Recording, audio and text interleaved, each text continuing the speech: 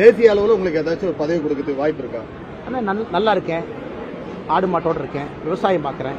இந்த மாதிரி நேரம் கிடைச்சா கோயிலுக்கு வர்றேன், ரமணாசிரத்துக்கு தியானம் பண்ண வர்றேன். இந்தியா முழுவதும் உலகம் முழுவதும் சுற்றுவதற்கு ஒரு வாய்ப்பு.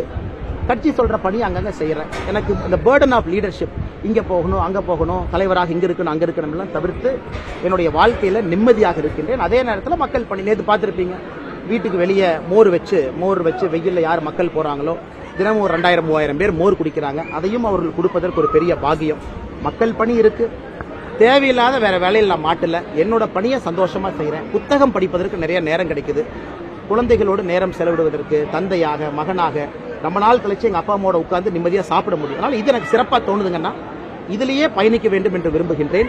ஒரு தொண்டனாக நரேந்திர மோடி அவர்களுக்கு பணி செய்ய வேண்டும். என்னுடைய ஆசை பெரிது. தமிழ்நாட்டில் மாற்றம் வேண்டும் என்று நினைக்கக்கூடியவன். அதற்கான காலம் வரும். அது வரைக்கும் தொண்டனாக பணி செய்து கொண்டிருக்கிறேன். சரிங்களா?